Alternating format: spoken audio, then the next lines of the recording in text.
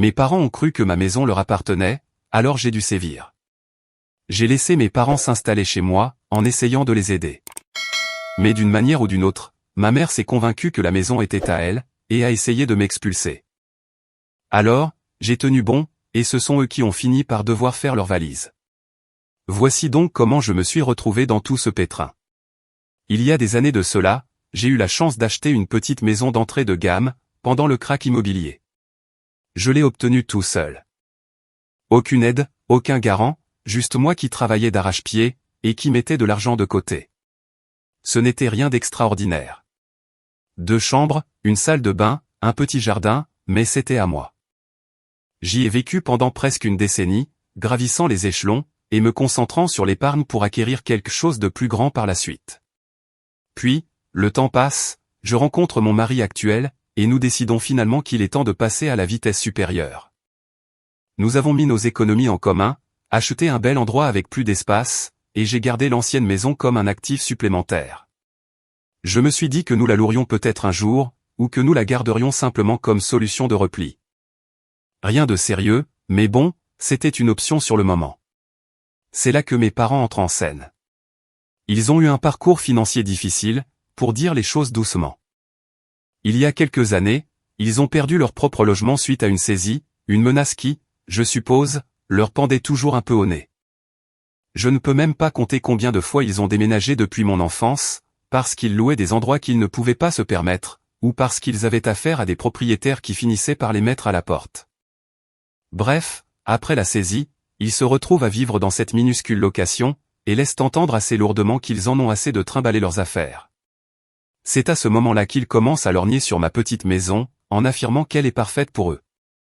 Petite, facile à entretenir, rien qui ne leur briserait le dos. De plus, ils sont à la retraite, ce qui n'arrange pas la situation.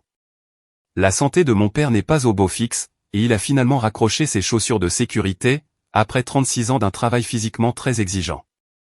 Ma mère, quant à elle, n'a jamais travaillé, donc ils s'en sortent tout juste avec la pension de mon père, couvrant à peine leurs besoins essentiels.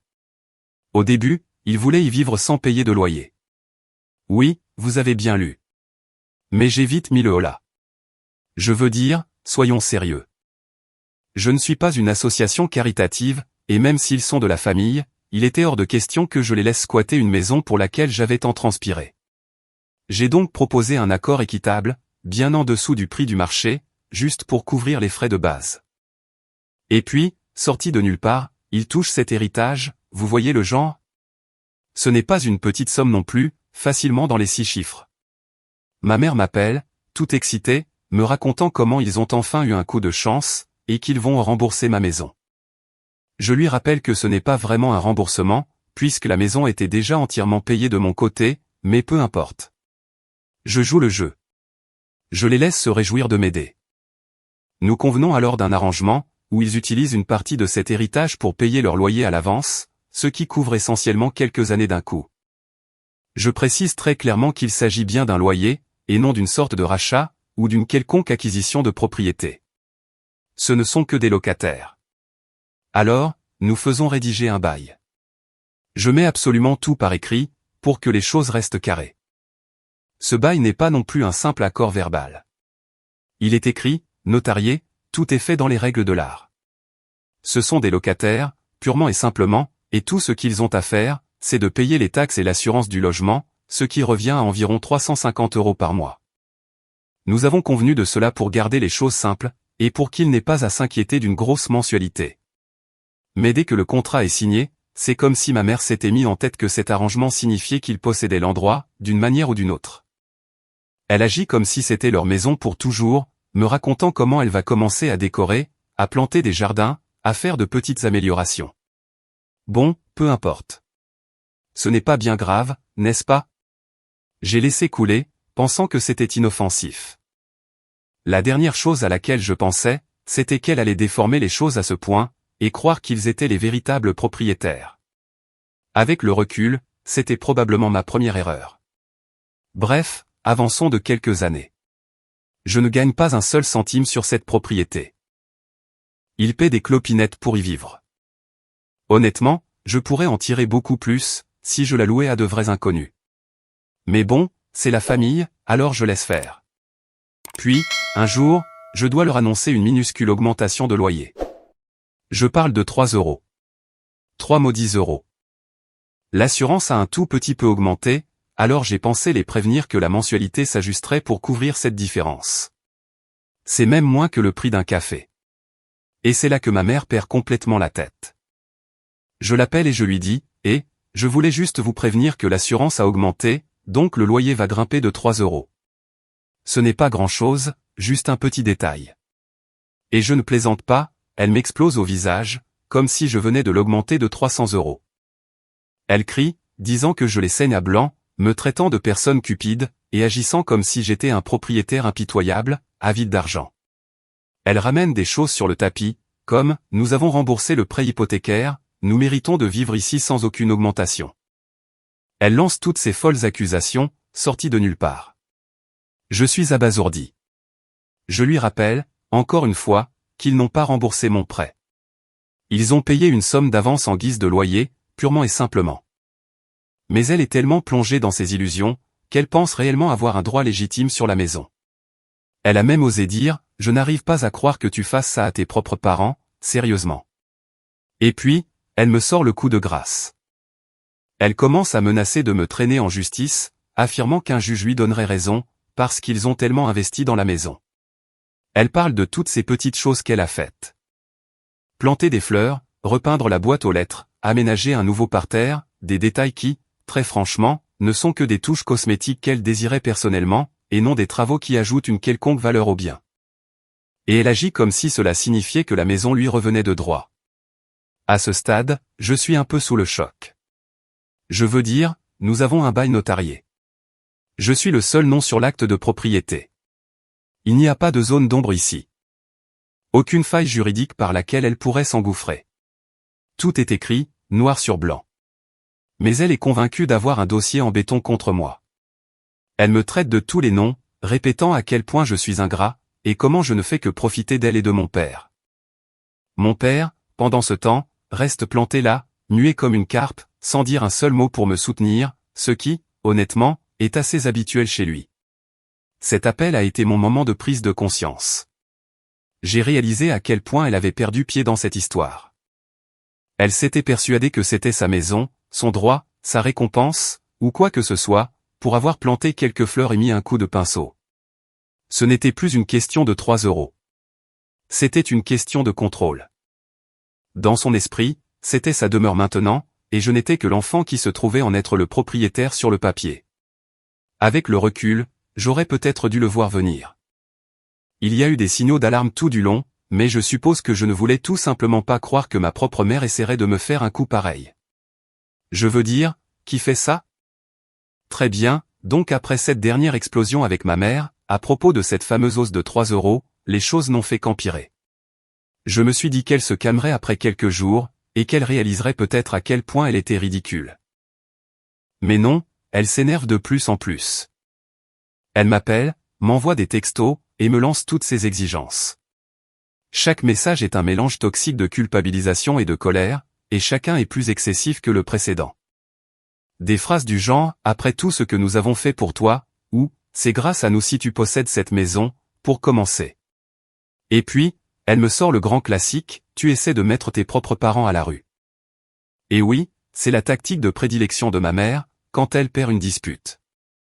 Elle joue la carte de la martyre à fond, agissant comme si j'étais le méchant Scrooge, et qu'elle était le petit Tiny Tim, mendiant des miettes. J'ignore la majeure partie de tout cela, me disant qu'elle a juste besoin de relâcher la pression. Mais ensuite, c'est mon père qui se jette dans la mêlée. D'habitude, c'est lui le plus calme, celui qui accepte tout ce qu'elle dit pour avoir la paix. Mais maintenant, il m'appelle pour me dire des choses comme « Ta mère est juste stressée. Tu devrais peut-être l'écouter, elle a l'impression que tu profites de nous. » À ce stade, je suis plus qu'agacé. Alors, je lui réponds carrément « Écoute, si elle pense qu'il y a un si gros problème ici, elle est libre d'en parler à un avocat. » Honnêtement, j'espérais que ce serait la fin de l'histoire. Que le fait de mentionner un avocat leur ferait réaliser à quel point toute cette crise était absurde. Mais non, au lieu de cela, ma mère le prend comme un défi.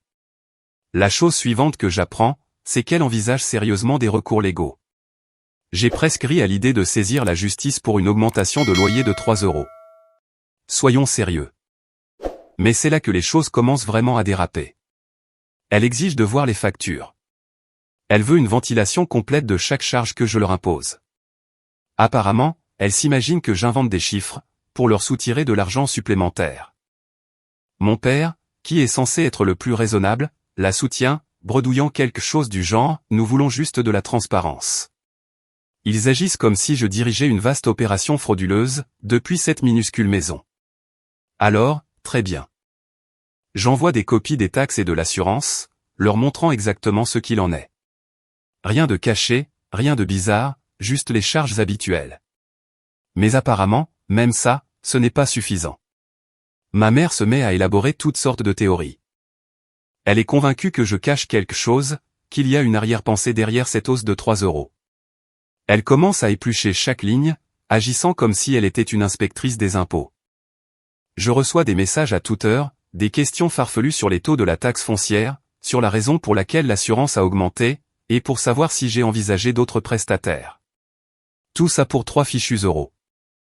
C'est comme si elle avait oublié que je suis son enfant, et non un promoteur immobilier qu'elle essaie de faire tomber. Finalement, après quelques jours de cet interrogatoire incessant, je craque. Je lui dis tout de go que je ne gagne pas un centime sur cet accord, et qu'ils vivent là pour une fraction de ce que je pourrais facturer à n'importe qui d'autre. Et puis, je lui assène la vérité, si l'arrangement ne vous plaît pas, vous êtes libre de partir. Je sais que ça paraît dur, mais j'en avais fini d'être gentil. Ils agissent comme si tout leur était dû, me traitant comme un adversaire en affaires, alors qu'en réalité, je me plie en 4 pour les aider. Eh bien, c'est là que les choses prennent une autre tournure. Ma mère passe des accusations, aux menaces directes. Elle déclare, si tu veux nous traiter comme de simples locataires, très bien. Mais ne t'attends pas à ce qu'on reste les bras croisés, à ne rien faire. Nous allons montrer à un juge tout ce que nous avons fait pour cette maison. Elle parle du fameux jardin qu'elle a planté, de la nouvelle boîte aux lettres qu'elle a installée, et de quelques retouches esthétiques qu'elle a faites au fil des ans. Dans son esprit tordu, ces petites réparations sont des motifs suffisants, pour revendiquer la propriété du bien. C'est ici que ma patience lâche définitivement. Je lui rappelle, aussi calmement que possible, qu'ils ont signé un bail, et que ce document fait d'eux des locataires. Je suis le seul sur l'acte de propriété, et légalement, ils n'ont aucun droit sur la maison. Mais elle ne veut rien entendre. Elle commence à crier, nous vivons ici depuis des années. C'est notre maison, et tu ne vas pas nous jeter à la rue comme ça. Elle va même jusqu'à affirmer qu'elle est prête à aller au tribunal, pour défendre ses droits. Je n'arrive pas à croire ce que j'entends. Ma propre mère menace, en gros, de me traîner en justice pour une maison qu'elle loue pour une bouchée de pain. Je lui réponds, écoute, si tu penses vraiment avoir un dossier, vas-y. Je t'attends. Honnêtement, j'en avais juste par-dessus la tête. Je ne pensais pas vraiment qu'elle irait jusqu'au bout. Je veux dire, qui fait ça à son propre enfant? Mais ensuite, mon père intervient, essayant de jouer les pacificateurs. Il propose, on pourrait peut-être s'asseoir et en discuter, trouver un compromis. Et voici le problème. En temps normal, je serais d'accord avec ça. Je serais heureux d'en parler pour essayer d'arranger les choses, mais à ce stade, ils m'ont poussé beaucoup trop loin. Ils me traitent comme un criminel, alors que tout ce que j'ai fait, c'est demander un minuscule ajustement de loyer. Alors, je leur annonce qu'il n'y a aucun compromis possible ici. Soit vous payez les 3 €, soit vous déménagez. Aussi simple que ça. Après cet appel, je me dis que c'est peut-être fini. Qu'ils vont enfin voir à quel point ils se rendent ridicules. Mais non. Le lendemain, je reçois un message interminable de ma mère. C'est, en fait, sa plaidoirie finale, énumérant chaque petite chose qu'ils ont faite, soi-disant pour rendre la maison habitable. Elle s'épanche sur la façon dont ils ont réparé le toit du cabanon, ce qui n'était, au mieux, qu'un petit raccommodage, comment ils ont planté des fleurs dans la cour, et même comment ils ont remplacé un tuyau d'arrosage qui fuyait un peu. Elle agit comme si ces petites corvées ménagères lui donnaient droit à une copropriété des lieux. En lisant cette liste, assis sur mon canapé, je me mets carrément à rire. C'est comme si elle rédigeait une liste de tâches ménagères, et la présentait comme un acompte immobilier. Elle est sincèrement convaincue que le fait d'avoir réparé une fuite d'eau lui donne, d'une manière ou d'une autre, une participation dans ma propriété. C'est irréel. Mais ensuite, j'arrive à la fin de son message, et c'est la cerise sur le gâteau. Elle écrit, « Si tu ne reconnais pas tout ce que nous avons fait, nous serons forcés d'entamer des poursuites judiciaires. » Elle ne demande pas. Elle menace. Elle dit clairement qu'ils vont m'attaquer au tribunal. Je suis sidéré. Elle est vraiment prête à m'entraîner là-dedans, pour une misérable augmentation de loyer. Je sais que certaines personnes pourraient dire, pourquoi ne pas laisser tomber? Ce ne sont que 3 €. Mais ce n'est plus du tout une question d'argent, à ce stade. C'est le fait qu'elle s'approprie la maison, alors que ce n'est pas la sienne. J'ai un bail signé, notarié, et tout le reste, ce ne sont que des locataires. Mais ma mère s'est mis en tête qu'elle a droit à bien plus que ce qui est juste. Et mon père est trop soumis, pour oser lui dire le contraire. Je décide donc que j'ai fini de jouer au bon fils. Je lui envoie un message simple et direct. Soit vous êtes prêt à payer le loyer comme convenu, soit vous pouvez partir. Pas d'excuses, pas de compromis. Ils ont rendu cette histoire beaucoup plus compliquée qu'elle ne devait l'être, et je ne plierai plus. Le silence qui a suivi a été assourdissant. Se racle la gorge, pas de texto, pas d'appel, rien du tout. Pendant un instant, j'ai cru qu'ils avaient reculé. Qu'ils avaient peut-être enfin accepté que je n'allais pas changer d'avis. Mais connaissant ma mère, je savais qu'elle était juste en train de rassembler ses troupes, pour préparer son prochain coup. Au fond de moi, j'avais le pressentiment que ce n'était pas fini. Loin de là. Après mon dernier message, ce fut le silence radio absolu. Et quand je dis silence, je veux dire un silence presque inquiétant. Pas d'appel, pas de texto furieux de sa part, rien. Au début, j'ai pensé qu'ils avaient peut-être pris du recul, et réalisé à quel point toute cette situation était dingue. Mais au fil des jours, mon intuition est revenue au galop. Je connaissais ma mère mieux que ça. Le silence, dans son monde, n'était qu'une phase de préparation. Elle mijotait forcément quelque chose. Et bien sûr, quelques jours plus tard, je reçois un appel de mon père. D'habitude, c'est lui le plus calme, la voix de la raison qui essaie de maintenir la paix. Mais cette fois-ci, il est sur les nerfs, et il ne lui faut pas longtemps pour cracher le morceau. Il veut une réunion. Il me dit, rencontrons-nous pour avoir une discussion d'adultes sur tout cela, en face à face. À la façon dont il parle, cela ressemble moins à une invitation, qu'à une convocation. Honnêtement, j'en avais déjà ras-le-bol de tous les deux, mais il avait l'air si désespéré que, contre mon meilleur jugement, j'ai accepté de les rencontrer. Je me suis dit, quel mal y a-t-il? Peut-être que s'ils me voient en personne, je pourrais enfin leur faire comprendre que tout cela est simplement délirant. Nous avons donc fixé une heure, pour nous retrouver dans un petit restaurant du coin. J'entre, et je vois tout de suite mes parents assis sur une banquette. Ma mère est là, les bras croisés, ayant l'air prête à me sauter à la gorge avant même que je m'assoie. Et mon père regarde le menu avec insistance, comme s'il espérait que cela le tiendrait à l'écart de la tempête qui se prépare. Je m'installe, je lance un rapide salut, et avant même que je sois à l'aise, ma mère m'attaque. Elle s'exclame, « Je n'arrive pas à croire que tu fasses toute une histoire pour ça, est-ce ainsi que tu traites les gens qui t'ont élevé ?» Je la laisse pester un moment, sans vraiment dire grand-chose, la laissant simplement se vider de sa colère. Elle en fait des tonnes, racontant comment ils ont tout fait pour moi, et comment cette maison était censée être leur havre de paix, surtout maintenant qu'ils vieillissent. Elle a adopté ce ton dramatique, comme si elle livrait un discours émotionnel poignant.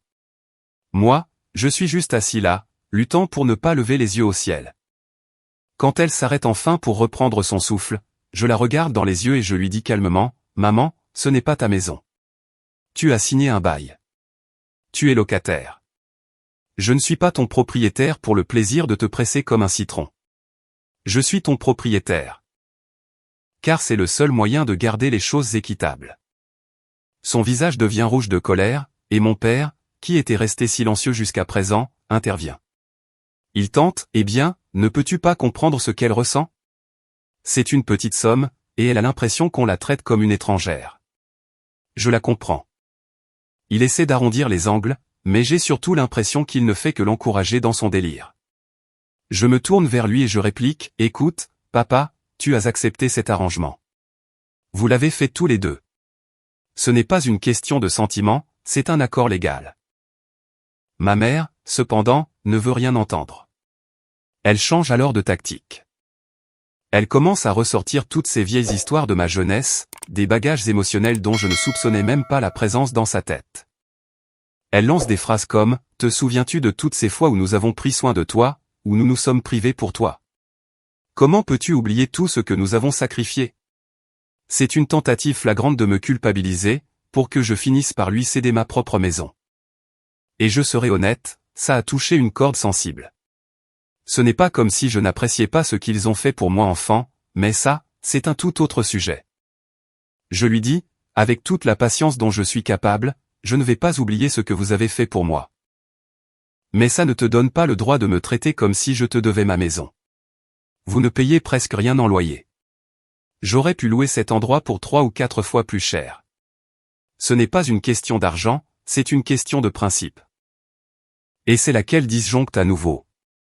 Elle recommence à m'accuser d'être avide, me traitant de matérialiste, et affirmant que je ne me soucie que de moi-même. C'est comme si elle avait ce script préenregistré dans la tête, et peu importe ce que je dis, elle s'y tient coûte que coûte. Elle a même l'audace d'ajouter « Tu as de la chance qu'on ne demande pas plus, compte tenu de tout le travail que nous avons accompli. » J'ai failli rire. Quel travail?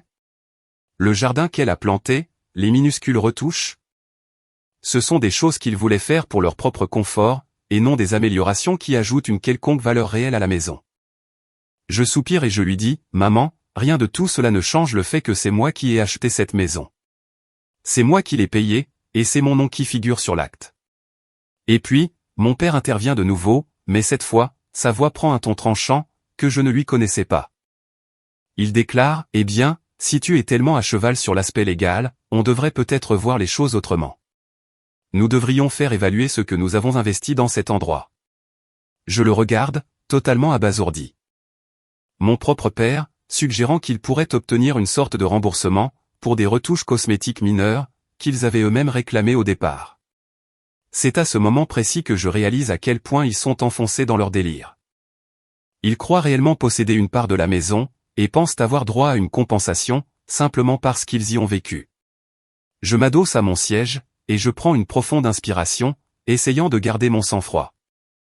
Je les regarde tous les deux, et je tranche, vous êtes sur le bail. Vous êtes des locataires. Il n'y a rien de plus à ajouter. Mon père marmonne vaguement quelque chose sur l'équité. Et ma mère, bien sûr, recommence immédiatement à m'accuser de vouloir profiter d'eux. C'est littéralement comme parler à un mur de briques. Finalement, je finis par leur dire, si vous êtes vraiment si malheureux, alors déménagez. Vous n'êtes pas enchaîné ici. Vous n'avez pas à me payer de loyer, si vous ne voulez pas vivre dans la maison. Mais vous ne pouvez pas y rester en agissant comme si vous étiez les propriétaires. Ce n'est pas comme ça que le monde fonctionne. Ils se taisent tous les deux. Mon père regarde fixement la table, et ma mère me foudroie du regard. De la pure rage dans les yeux. Elle n'est pas habituée à ce qu'on lui dise non, et encore moins venant de moi. En grandissant, j'ai toujours essayé de leur faciliter la vie. J'acceptais ce qu'ils voulaient, juste pour éviter les conflits, mais là, la coupe était pleine. Nous restons assis en silence pendant de longues minutes. La tension est si palpable, qu'on pourrait la couper au couteau. Je vois bien qu'ils ne s'attendaient pas à ce que je tienne bon. J'étais censé me plier, céder, et les laisser faire à leur guise, mais j'en ai fini avec ça. C'est ma maison, ma propriété, et ils n'ont pas le droit de me marcher dessus, juste parce que ce sont mes parents. Finalement, mon père lève les yeux et lâche, nous y réfléchirons. Pas une once d'excuse, aucune reconnaissance de l'enfer qu'ils me font subir, juste une vague promesse d'y réfléchir. J'hoche la tête et réponds, très bien. Puis, je me lève, je jette quelques billets sur la table pour payer mon café, et je sors du restaurant sans un mot de plus.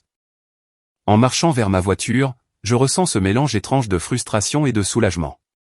Frustré que l'on en soit arrivé à de telles extrémités, mais soulagé que pour une fois dans ma vie, je n'ai pas cédé. Je ne les ai pas laissés me faire culpabiliser, ni me faire croire que je leur devais plus que ce que je n'avais déjà donné. Dans un coin de ma tête, cependant, je sais très bien que ce n'est pas fini. Loin de là. Ma mère ne lâche jamais l'affaire facilement. Et à la façon dont elle m'a regardé, je pouvais deviner qu'elle préparait déjà sa contre-attaque. Mais pour le moment, au moins, j'ai mis les limites au clair. Donc, après cette rencontre particulièrement intense, j'ai pensé que peut-être, juste peut-être, les esprits allaient un peu se calmer. Après tout, j'avais tout mis sur la table, et j'avais dit très clairement que ce n'était pas leur maison. Ils étaient des locataires, un point c'est tout. Je pensais sincèrement qu'ils prendraient du recul, qu'ils digéreraient la réalité, et qu'ils retrouveraient la raison. C'était prendre mes désirs pour des réalités, évidemment. Le silence a duré environ une semaine. Puis, sorti de nulle part, mon téléphone s'allume avec un appel de ma mère. Je me prépare mentalement au pire en décrochant, m'attendant à une nouvelle salve des mêmes reproches, mais cette fois-ci, son ton est différent. Sa voix est calme, presque trop calme, et elle me demande de passer à la maison pour discuter de certaines choses. Je ne sais pas pourquoi, mais cette douceur inhabituelle m'a mis mal à l'aise, comme si elle préparait un piège. Mais je décide tout de même d'y aller, en me disant que nous pourrions peut-être enfin résoudre les choses pour de bon. Quand je me gare devant la maison, mon père est assis sur les marches du porche. Il a l'air anxieux, ce qui ne lui ressemble vraiment pas. Il dit à peine bonjour quand je m'approche, il se contente de hocher la tête, et me fait signe d'entrer. C'est alors que je vois ma mère, debout au milieu du salon, avec une imposante pile de papier. Je suis déjà sur les nerfs, et dès que j'aperçois ce tas de documents, je sais que ce qui m'attend ne présage rien de bon. Elle commence par un discours manifestement répété, disant qu'elle comprend bien que c'est ma maison sur le papier, mais elle insiste sur le fait qu'ils s'y sont tellement investis au fil des ans, qu'ils devraient, eux aussi, avoir certains droits. Puis, elle fait glisser la pile de papier vers moi sur la table, en déclarant « Ce sont les estimations de tout ce que nous avons fait, pour rendre cet endroit habitable. » Je regarde la première page, et c'est une ventilation détaillée des coûts. Elle prétend qu'ils ont investi dans la maison. On y trouve des choses comme des aménagements paysagers, alias, le jardin qu'elle a planté pour son propre plaisir, des réparations de la cabane, quelques clous et bardeaux sur le toit du cabanon, et de l'entretien général, alias, l'entretien régulier que n'importe quel locataire normal ferait. Elle agit comme si chaque euro dépensé pour un sac de terreau, ou un pot de peinture, représentait une sorte de prise de participation financière dans la maison. Je n'arrive même pas à assimiler le niveau d'absurdité de la situation. C'est comme si elle essayait de monter un véritable dossier juridique, prouvant qu'ils ont tellement injecté d'argent dans cet endroit, qu'ils méritent d'en devenir propriétaires. Je feuillette les pages, et chaque ligne budgétaire est plus ridicule que la précédente. Je parle de choses dérisoires, comme l'installation d'une nouvelle boîte aux lettres, ou le remplacement d'un tuyau d'arrosage. C'est comme si elle essayait de comptabiliser la moindre petite chose qu'elle a un jour achetée pour la maison, comme si c'était la preuve irréfutable que le bien lui appartenait. Je prends une très longue inspiration, luttant pour rester calme, et je demande « Maman, qu'est-ce que tu essaies de faire, exactement, avec ça ?» Elle me regarde le plus sérieusement du monde, et répond « Nous nous assurons simplement que tu connaisses la valeur de tout ce que nous avons fait ici, au cas où cela irait au tribunal. » J'ai failli éclater de rire. Je suis planté là, tenant cette pile de papier pleine d'améliorations domestiques insignifiantes, et elle parle d'aller en justice pour ça. C'est comme si elle avait volontairement effacé de sa mémoire l'existence du bail, de l'acte de propriété, de tout le reste. J'essaie de lui faire entendre raison, « Maman, tu as signé un bail, vous êtes locataire, et toutes ces babioles que tu énumères ici, rien de tout cela ne vous donne le moindre droit légal sur la maison. » Mais elle est déjà braquée, enfermée dans sa logique. Elle lance des arguments du genre « Un juge verrait tout le travail que nous avons accompli, et réaliserait que ce n'est pas une simple location. » Elle parle avec l'assurance d'une experte en droit, affirmant qu'elle a fait ses propres recherches, et qu'elle est parfaitement dans son bon droit de formuler ses réclamations. Et mon père, lui, est juste assis dans son coin, sans dire un mot, ce qui m'indique soit qu'il est totalement d'accord avec elle, soit qu'il n'a tout simplement pas le courage de lui dire qu'elle a complètement perdu la tête. Finalement, je mets les pieds dans le plat. Je lui dis, « Maman, rien de tout cela ne changera le fait que la maison est à moi. Un tribunal n'en aura strictement rien à faire d'un jardin fleuri, ou d'une boîte aux lettres. C'est ma propriété. » Mais elle ne fléchit pas d'un pouce. Elle rétorque, « Eh bien, peut-être qu'un juge verrait les choses autrement. Peut-être qu'il serait d'accord pour dire que nous méritons une belle compensation, pour tout ce que nous avons fait ici. » À cet instant précis, je réalise qu'elle ne cherche pas seulement à obtenir la maison. Elle cherche à me soutirer de l'argent. Elle espère qu'en balançant des mots intimidants comme compensation et valeur, elle pourra me faire plier, me culpabiliser, pour que je finisse par la payer pour avoir la paix. C'est dingue. La même mère qui m'a dit, un jour, de ne jamais attendre un centime de leur part, et qui m'a forcé à payer un loyer dès que j'ai trouvé mon premier emploi, se tient maintenant devant moi, agissant comme si j'étais son débiteur. Je repose sèchement la pile de papier sur la table, et je lui annonce que je ne vais lui donner aucune compensation, pour avoir simplement fait des choses normales de locataire. Tu as accepté le bail, et c'est ça le marché. Elle fulmine intérieurement, mais je peux voir dans ses yeux qu'elle commence enfin à comprendre que je ne vais pas reculer. C'est là qu'elle change encore de braquet, et me lance, provocante, eh bien, si c'est ce que tu penses, on devrait peut-être arrêter complètement de payer le loyer, tout simplement. Je suis abasourdi par son audace. Je lui réponds, incrédule, tu réalises que si vous ne payez pas le loyer, j'ai le droit de vous expulser, n'est-ce pas? Mais elle agit comme si c'était exactement la réaction qu'elle attendait. Elle fait la fière, vas-y, essaie de nous expulser. Nous dirons au juge tout ce que nous avons fait pour cet endroit, et il verra que nous avons parfaitement le droit d'y rester. À ce stade, j'ai l'impression de parler à une parfaite étrangère. Ma propre mère me met, pratiquement, au défi de la mettre à la porte. Comme si, dans son esprit tordu, cela allait d'une façon ou d'une autre la faire passer pour la victime martyre, et moi pour le monstre sans cœur. C'est comme si elle jouait à un jeu dangereux, pour voir si je vais scier le premier. Je jette un regard désespéré vers mon père, espérant qu'il va enfin intervenir et ramener un peu de bon sens dans la pièce, mais il hausse simplement les épaules, l'air presque désolé, et marmonne lâchement, ta mère a traversé beaucoup d'épreuves. Réfléchis-y. Y réfléchir. Réfléchir à quoi, au juste? Céder à son chantage? Agir comme si je devais la récompenser parce qu'elle daigne être ma locataire? Hors de question. Alors, j'expose la situation une ultime fois. Je leur dis, d'un ton glacial, si vous voulez rester ici, vous respectez le bail. Vous payez le loyer, vous couvrez les taxes et l'assurance, et l'histoire s'arrête là. Si vous refusez de payer, alors vous devrez faire vos cartons. Le visage de ma mère passe de l'arrogance à quelque chose qui ressemble à de la blessure, comme si elle n'arrivait pas à concevoir que son propre enfant puisse lui tenir tête avec autant de fermeté. Mais honnêtement, j'en ai fini de me sacrifier pour la rendre heureuse. J'ai fini de la laisser me manipuler émotionnellement, pour obtenir tout ce qu'elle exige. Je les regarde tous les deux, et je tranche, vous avez jusqu'à la fin du mois pour décider. Soit vous payez ce qui était convenu, soit vous partez. Ensuite, je tourne les talons et je sors, sans même attendre qu'ils ouvrent la bouche. En montant dans ma voiture, je sens un immense poids s'envoler de mes épaules. J'ai fini d'être sa marionnette, fini de la laisser s'approprier ce qui m'appartient. Mais en même temps, je ne suis pas naïf. Je sais que ce n'est pas le point final. Au contraire, j'ai peut-être même mis le feu aux poudres. Ma mère est le genre de personne qui ne supporte pas la défaite. Et au vu de son regard haineux en partant, je sais pertinemment qu'elle n'est pas prête à déposer les armes. Alors oui, je me prépare mentalement pour la prochaine bataille, car la connaissant, ça va être une guerre d'usure. Mais pour une fois dans ma vie, je me sens prêt à y faire face. Elle pense peut-être avoir l'avantage moral, mais j'ai la loi de mon côté, et je ne compte pas reculer d'un centimètre. Après cette dernière confrontation glaciale, je n'ai pas eu la moindre nouvelle de mes parents pendant quelques semaines. Honnêtement, ce silence m'a semblé presque apaisant. Je veux dire, oui, une part de moi savait que c'était très probablement le calme avant la tempête, mais j'avais besoin de cette trêve. J'avais besoin de prendre du recul, pour digérer tout ce qui s'était passé, et pour me rappeler que tenir mes positions n'était pas un acte de cruauté. C'était simplement faire ce qui était juste, ce qui était normal. Mais bien entendu, la paix est un concept éphémère dans ma famille. Sorti de nulle part, ma mère m'appelle. Cette fois, pas de cris, pas d'accusations extravagantes. D'emblée, elle a l'air presque mielleuse. Elle me dit qu'elle veut laisser tout ce conflit derrière nous, qu'elle a beaucoup réfléchi à la situation, et qu'elle souhaite simplement trouver un compromis.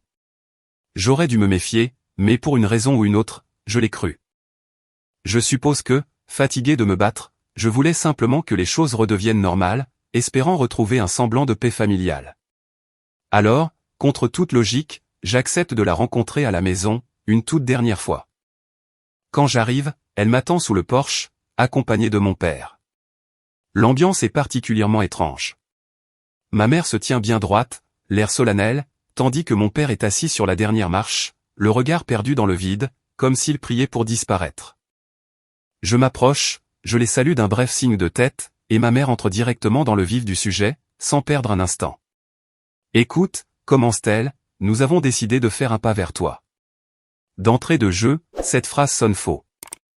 La connaissant, faire un pas vers moi signifie invariablement que c'est moi qui vais devoir faire tous les sacrifices, pendant qu'elle obtient exactement ce qu'elle veut. Mais je reste de marbre, et je la laisse déballer son discours. Elle dit qu'elle comprend que, légalement, la maison m'appartient. Elle prononce d'ailleurs le mot légalement comme s'il s'agissait d'une insulte dégoûtante, mais elle ajoute qu'elle a le sentiment qu'émotionnellement, cette maison est aussi la leur, à cause de tout le temps et de l'argent qu'ils y ont prétendument investi. Et c'est là qu'elle lâche sa véritable intention. Elle pense, en toute modestie, que je devrais leur céder une part de propriété sur la maison. Je suis planté là, pétrifié, essayant de m'assurer que mon cerveau a bien traité l'information. Je la fixe et je lâche, tu es sérieuse, là? Tu veux que je te donne une partie de ma maison, gratuitement? Elle hoche la tête, le plus naturellement du monde. Elle s'évertue à m'expliquer que ce serait un magnifique geste de bonne volonté, et que cela prouverait, enfin, que j'apprécie à leur juste valeur tous les sacrifices qu'ils ont faits pour moi au fil des ans. Je la coupe net, maman, ça n'arrivera jamais. Cette maison est à moi. Vous êtes en location. Fin de la discussion. Mais elle était préparée à ce refus, comme si elle avait répété sa parade devant le miroir. Elle déclare, d'un ton défiant, très bien, alors nous arrêtons de payer le loyer, dès aujourd'hui. Nous resterons simplement ici, gratuitement, jusqu'à ce que tu trouves une solution qui nous convienne. Je la dévisage, partagée entre le choc pur, et une fureur noire. Je veux dire, que peut-on même répondre à un tel niveau de chantage? Je regarde mon père, espérant un sursaut de dignité de sa part, mais il reste prostré là, incapable de prononcer un mot. Typique. Alors, je me tourne vers elle et je lâche, si tu arrêtes de payer le loyer, tuerons le bail, et je serai obligé de vous expulser. Et là, elle a un sourire en coin. Oui, vraiment, un petit sourire satisfait, presque machiavélique. Et elle me nargue, tu ferais vraiment ça à tes propres parents? Tu nous mettrais à la rue, sans aucun scrupule? C'est le chantage affectif dans toute sa splendeur. Et il y a quelques années, ça aurait sûrement marché, mais aujourd'hui, je suis immunisé contre ces manipulations. Je la regarde droit dans les yeux, et je réponds d'une voix neutre, oui. Si vous refusez de payer le loyer, je vous expulserai sans hésiter. J'ai fini de me laisser manipuler. Elle explose de rage. Elle hurle que je suis un monstre d'égoïsme, que je suis pourri par l'argent, que je renie ma propre chair et mon propre sang, la totale. Mais j'ai déjà entendu cette cassette tourner en boucle, et je sais que c'est juste sa façon désespérée d'essayer de m'atteindre, pour me faire sentir tellement coupable que je finirai par céder. Sauf que cette fois-ci, je ne ressens pas la moindre once de culpabilité. Je me sens juste infiniment fatigué. C'est à ce moment précis que mon père prend, enfin, la parole. Il murmure, peut-être qu'on devrait juste payer le loyer, chérie. Ce n'est que 3 € de plus. Et c'est là que ma mère perd définitivement les pédales. Elle se retourne violemment contre lui, hurlant qu'il ne la soutient jamais, et qu'il est trop lâche pour défendre leur honneur. C'est comme assister au déraillement d'un train au ralenti. Et je reste là, spectateur, une partie de moi éprouvant de la pitié pour mon père, tandis que l'autre partie réalise, froidement, qu'il est le seul responsable pour avoir laissé cette situation dégénérer pendant tant d'années. Alors, je m'adresse à eux deux, avec une fermeté absolue, vous avez jusqu'à la fin du mois pour prendre une décision. Soit vous payez le loyer prévu, soit vous déménagez. Ce sont vos deux uniques options. Ma mère me lance un regard chargé de haine, et mon père a l'air d'un homme complètement brisé. Mais je ne recule pas d'un millimètre. J'en ai terminé de les laisser contrôler ma vie. Je tourne les talons et je m'éloigne, sans ajouter un mot, sachant pertinemment que je viens de déclencher un drame familial d'une ampleur inédite, mais sachant aussi, au fond de moi, que je ne pouvais plus continuer à jouer à ce jeu malsain. Je rentre chez moi, m'attendant à moitié à recevoir un déluge d'appels ou de textos incendiaires, mais mon téléphone reste muet. Encore quelques jours de silence pesant. Puis, de but en blanc, je reçois un simple texto de ma mère.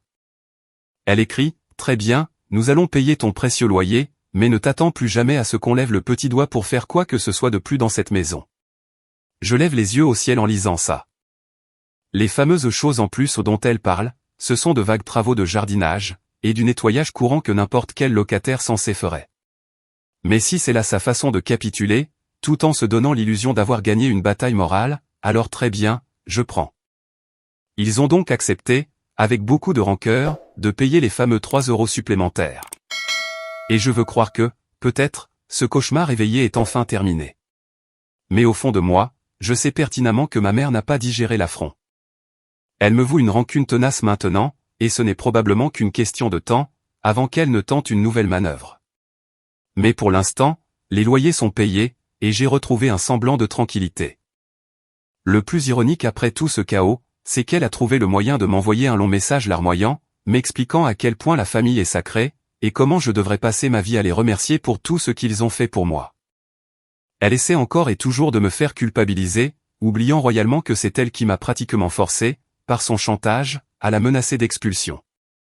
C'est comme si elle vivait dans une dimension parallèle, une réalité où elle est la pauvre victime innocente, et moi le tyran diabolique, simplement parce que j'ai eu l'outrecuidance de faire respecter un contrat de location basique.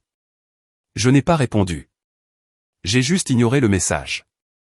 Je sais que si je réponds quoi que ce soit, cela ne fera que relancer la machine infernale. Et je suis épuisé. Je suis passé à autre chose.